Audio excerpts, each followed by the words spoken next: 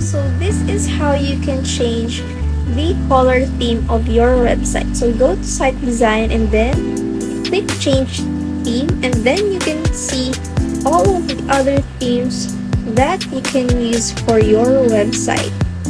So you can choose Magic, Colors, and Retro Vibrant. And the thing is, you can also change the shade, not only the colors, but also the shades of the colors that you will be choosing. And of course, not only the background will be changed, but also the text and stuff. You can also add page transitions.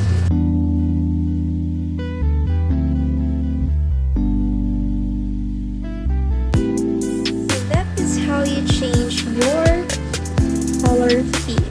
Thank you for watching, and I hope that this video was a big help to you. Please like and subscribe for more.